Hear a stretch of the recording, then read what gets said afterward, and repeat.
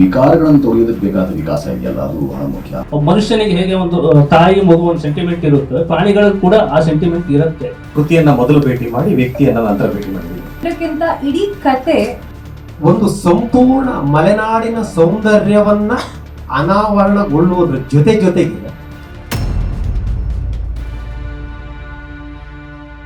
ಏನ್ ಹೇಳ್ತೀವಿ, ಪ್ರಕೃತಿ ಮಧ್ಯೆ ಇದ್ದಾಗ ನಾವು ಚೇಂಜಸ್ ಆಗ್ತಾ ಇರುತ್ತೆ. ಆ ಚೇಂಜಸ್ಗಳನ್ನ ಸ್ಟಡಿ ಮಾಡಿದಾಗ ಒಂದಷ್ಟು ವಿಷಯಗಳು ಸಿಕ್ತು. ಅಂದ್ರೆ ಫಾರ್ ಎಕ್ಸಾಂಪಲ್ ನಮ್ಮ ಕಡೆ ಅಂದ್ರೆ ವೆಸ್ಟರ್ನ್ ಘಾಟ್ಸ್ ಅಲ್ಲಿ ಹೆಚ್ಚಾಗಿ ಸಿಗೋದು ಕಾಳಿಂಗ ಸರ್ಪಗಳು. ಸೊ ಅದರಲ್ಲಿ ಇವಾಗ ಕಾಳಿಂಗ ಸರ್ಪಗಳು ನಮ್ಮ ಒಂದು ಮಲೆನಾಡು ಭಾಗದಲ್ಲಿ ಜಾಸ್ತಿ ಆಗಿದೆ. ಈ ನಾಗರಹಾವು ಮತ್ತು ಕೆರೆ ಹಾವುಗಳು ಕಡಿಮೆ ಆಗಿದೆ. ಸೊ ಇದು ಯಾಕೆ ಆಗ್ತಾ ಇದೆ ಅನ್ನೋದ್ರ ಬಗ್ಗೆ ಒಂದಷ್ಟು ವಿಷಯಗಳನ್ನ ನಾನು ಕೆದಕ್ತಾ ಹೋದಾಗ ಒಂದು ಕತೆ ರೂಪುಗೊಂಡಿತ್ತು, ತಿಮ್ಮನ ಮೊಟ್ಟೆಗಳು ಅಂತ ಹೇಳಿ. ಸೊ ತಿಮ್ಮನ ಮೊಟ್ಟೆಗಳಲ್ಲಿ ನಾವು ಕೇವಲ ಪ್ರಕೃತಿ ಮತ್ತೆ ಪ್ರಾಣಿಗಳ ಬಗ್ಗೆ ಮಾತ್ರ ಮಾತಾಡಿಲ್ಲ, ಮನುಷ್ಯನ ಸಂಬಂಧಗಳ ಬಗ್ಗೆ ಮಾತಾಡಿದೀವಿ. ಅಂದ್ರೆ ಈಗ ಒಂದು ಮನುಷ್ಯನಿಗೆ ಹೇಗೆ ಒಂದು ತಾಯಿ ಮಗು ಒಂದು ಸೆಂಟಿಮೆಂಟ್ ಇರುತ್ತೆ, ಪ್ರಾಣಿಗಳು ಕೂಡ ಆ ಸೆಂಟಿಮೆಂಟ್ ಇರುತ್ತೆ. ಸೊ ಆ ಒಂದು ವಿಚಾರನ ಒಂದು ಹೈಲೈಟ್ ಆಗಿ ಇಟ್ಕೊಂಡು ಮಾಡಿದಂತ ಒಂದು ಸಿನಿಮಾ. ಆಗ 2 ಕನ್ನಡ ಚಿತ್ರಗಳು ಅಲ್ಲಿ ಪ್ರದರ್ಶನ ಆಗ್ತಾ ಇದ್ವು. ಕಂದೀಲು ಅಂತ ಒಂದು ಚಿತ್ರ ಇತ್ತು, ತಿಮ್ಮನ ಮೊಟ್ಟೆಗಳು ಅಂತ ಇತ್ತು. ನಮ್ಮ ಭಾಷೆಯ ಚಿತ್ರ ಒಂದು ಬೇರೆ ರಾಜ್ಯದಲ್ಲಿ ಪ್ರದರ್ಶನ ಆಗ್ತಾ ಇದೆ ಅನ್ನೋದು ನನಗೆ ಕುತೂಹಲದ ಸಂಗತಿಯಾಗಿತ್ತು. ಹಾಗಾಗಿ ನಾನು ಆ ಚಿತ್ರೋತ್ಸವದಲ್ಲಿ ತಿಮ್ಮನ ಮೊಟ್ಟೆಗಳ ಚಿತ್ರವನ್ನು ನೋಡಿದೆ. ನೋಡಿದ ತಕ್ಷಣ ಯಾರೀ ರಕ್ಷಿತ್ ತೀರ್ಥಹಳ್ಳಿ ಅಂತ ನನಗೆ ಆಶ್ಚರ್ಯ ಆಯಿತು. ಅಷ್ಟಲ್ಲಾಗಲಿ ಅವರು 2 ಚಿತ್ರ ಮಾಡಿದ್ದಾರೆ ಅಂತ ಆಮೇಲೆ ಗೊತ್ತಾಯಿತು. ಆಮೇಲೆ ಬಂದಾಗ ನನ್ನ ಸ್ನೇಹಿತರಾದಂಥ ಕೆಂಪರಾಜು ಇದರ ಸಂಕಲನ ಮಾಡಿದವರು, ಅವ್ರ ಹತ್ರ ಕೇಳಿದೆ ನಾನು, ನೀವು ಸಂಕಲನ ಮಾಡಿದ್ರಲ್ಲ ಇದು ಯಾರು ರಕ್ಷಿತ್ ಅಂತ. ಇಲ್ಲ ಅವರೊಬ್ಬರು ಕಥೆಗಾರರು ಅಂತೆಲ್ಲ ವಿವರಗಳು ಹೇಳಿದ್ರು. ನನಗೆ ಅವ್ರನ್ನ ಭೇಟಿ ಮಾಡಬೇಕು ಅಂತ ಇತ್ತು. ಈಗ ಒಂದು ವಾರದ ಹಿಂದೆ ಅವ್ರನ್ನ ಮೊದಲ ಬಾರಿಗೆ ಭೇಟಿ ಮಾಡಿದೆ. ಹಾಗಾಗಿ ಅವ್ರ ಕೃತಿಯನ್ನ ಮೊದಲು ಭೇಟಿ ಮಾಡಿ ವ್ಯಕ್ತಿಯನ್ನ ನಂತರ ಭೇಟಿ ಮಾಡಿದ್ದೀನಿ.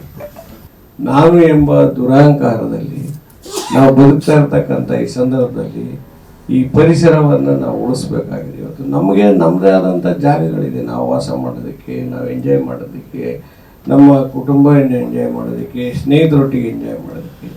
ಇದರಲ್ಲಿ ನಾನು ಚಿತ್ರ ನೋಡಿಲ್ಲ, ನಾನು ಕೇಳಿದ್ದೀನಿ. ಇವತ್ತು ಪ್ರಾಣಿ ಸಂಕುಲ ಎಲ್ಲಿ ಬದುಕಬೇಕು? ಇವತ್ತು ಒಂದು ಕಡೆ ಮಲೆನಾಡಿನಲ್ಲಿ ಪ್ರತಿನಿತ್ಯ ನೋಡ್ತಾ ಇದ್ದೇವೆ, ಆನೆಗಳು ನಾಡಿಗೆ ಬಂದು, ಪ್ರಾಣಿಗಳು, ಕಾಡು ಪ್ರಾಣಿಗಳು ನಾಡಿಗೆ ಬಂದಿರತಕ್ಕಂಥದ್ದು.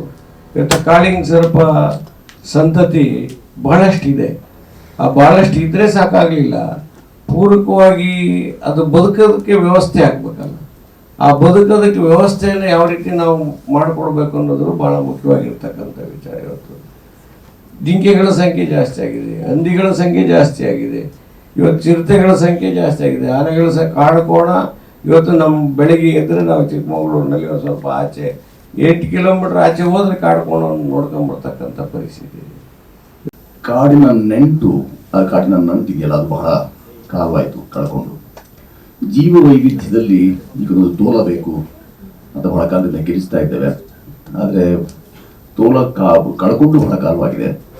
ಬಹಳ ಆಘಾತಕಾರಿ, ತುಂಬ ವಿಷಮಕಾರಿ ಪರಿಸ್ಥಿತಿಯಲ್ಲಿ ನಾವಿದ್ದೇವೆ ಅನ್ನೋದನ್ನ ಎಲ್ಲ ಹಿರಿಯರು ಹೇಳ್ತಾ ಇದ್ದಾರೆ. ತಿಮ್ಮನ ಮೊಟ್ಟೆಗಳು ತೀರ್ಥಹಳ್ಳಿ ರಕ್ಷಿತರ ಅವರ ಸಾಹಸ ಯಾಕೆ ಹೆಚ್ಚು ಮೆಚ್ಚುಗೆಗೆ ಪಾತ್ರವಾಗುತ್ತೆ ಅಂತಂದರೆ, ಮಾಧ್ಯಮ ಇರುವುದೇ ಯಾವ್ದಾದ್ರು ವಿಕಾಸಕ್ಕಾಗಿ ವಿಲಾಸಕ್ಕಾಗಿ ಅಲ್ಲ ಅಂತ ಶೇಷಾದ್ರಿಯವರು ಹೇಳಿದ ಹಾಗೆ ವಿಲಾಸವಿದೆ, ಹೌದು, ಬೇಕು. ಮನೋ ವಿಲಾಸಕ್ಕಾಗಿ ದಟ್ಟ ಕೆಲಸಗಳನ್ನು ಮಾಡ್ತೇವೆ. ಆದರೆ ವಿಕಾರಗಳನ್ನು ತೊಳೆಯೋದಕ್ಕೆ ಬೇಕಾದ ವಿಕಾಸ ಇದೆಯಲ್ಲ, ಅದು ಬಹಳ ಮುಖ್ಯ. ಅಂತಹ ವಿಕಾರಗಳನ್ನು ತೊಳೆಯುವಂಥ ಕೆಲಸನ ತಿಮ್ಮನ ಮೊಟ್ಟೆ ಮಾಡುತ್ತೆ. ಒಂದು ಸಂಪೂರ್ಣ ಮಲೆನಾಡಿನ ಸೌಂದರ್ಯವನ್ನ ಅನಾವರಣಗೊಳ್ಳುವುದರ ಜೊತೆಗೆ ಮಲೆನಾಡು ಭಾಷೆ ಮತ್ತು ಸಂಸ್ಕೃತಿ, ಸಂಪ್ರದಾಯ, ನಂಬಿಕೆ, ದೇವರು, ಆಚರಣೆ ಇವು ಎಲ್ಲರ ಮಧ್ಯದಲ್ಲಿ ವಿಜ್ಞಾನ ಮತ್ತು ತಂತ್ರಜ್ಞಾನ ಇದಕ್ಕೆ ಗುದ್ದದಕ್ಕೆ ಹೋದ್ರೆ ಏನಾಗುತ್ತೆ ಅಂತ ಮಧ್ಯದಲ್ಲಿ ಬರುತ್ತೆ. ಆ ಇವೆರಡ ಗುದ್ದಾಟದಲ್ಲಿ ಕೊನೆಗೆ ಗೆಲ್ಲೋದು ಸಂಪ್ರದಾಯ, ಸಂಸ್ಕೃತಿ, ನಡೆ, ನುಡಿ, ದೇವರು, ಬನ, ಇಂಥವಲ್ಲ ಸಂಪ್ರದಾಯ, ಹಳ್ಳಿಯ ಸಂಪ್ರದಾಯ ಸಂಸ್ಕೃತಿಗಳೇ ಇದರಲ್ಲಿ ಗೆಲ್ಲುತ್ತೆ. ಅದರಲ್ಲಿ ಸಣ್ಣದಾದ ಒಂದು ಸಾರಾಂಶವನ್ನ ಈ ಚಿತ್ರದಲ್ಲಿ ನಿರ್ದೇಶಕರು ತೋರಿಸಿದ್ದಾರೆ. ಅದರಲ್ಲಿ ನನಗೆ ಬಹಳ ಮುಖ್ಯವಾಗಿ ಒಂದು ಮುಖ್ಯವಾದ ಈ ಪಾತ್ರವನ್ನು ಇಟ್ಟು ನನ್ನ ಕೈಗಿಟ್ಟು ನನ್ನನ್ನು ಹುರಿದುಂಬಿಸಿ ನನಗೆ ಅಭಿನಯಿಸಲು ಅವಕಾಶ ಮಾಡಿಕೊಟ್ಟಿದ್ದಕ್ಕೆ ಪ್ರಥಮವಾಗಿ ಚಿತ್ರತಂಡಕ್ಕೆ ಹಾಗೂ ನಿರ್ದೇಶಕರಿಗೆ ನಾನು ಹೃದಯಪೂರ್ವಕವಾದ ಕೃತಜ್ಞತೆ ಹೇಳ್ತೀನಿ. ಸೊ ನನಗೆ ನನ್ನ ಪಾತ್ರಕ್ಕಿಂತ ಇಡೀ ಕತೆ ಇದ್ರಲ್ಲಿ ಇರಲೇಬೇಕು, ನಾನು ಈ ಮೂವಿಲಿ ಇರಲೇಬೇಕು ನಾನು ಅಂತ ಅನ್ಸಿದ್ದು. ಆ್ಯಂಡ್ ತಿಮ್ಮನ ಪಾತ್ರ ಅಂತೂ ಹೇಳಂಗೆ ಇಲ್ಲ, ತುಂಬ ತುಂಬ ಚೆನ್ನಾಗಿ ಬಂದಿದೆ. ಆ್ಯಂಡ್ ನಾನು ಆ್ಯಕ್ಟ್ ಮಾಡಿರುವಂಥ ಸುಚೇಂದ್ರ ಪ್ರಸಾದ್ ಸರ್ ಆಗಿರಲಿ ಅಥವಾ ರಘುರಾಮನ್ ಕೋಪ ಸರ್ ಆಗಿರಲಿ, ತಿಮ್ಮಣ್ಣ ಕೇಶವ್ ಸರ್ ಆಗಿರಲಿ ಅಥವಾ ಪ್ರಗತಿಯವರಾಗಿರಲಿ ಆ್ಯಂಡ್ ಪೃಥ್ವಿ.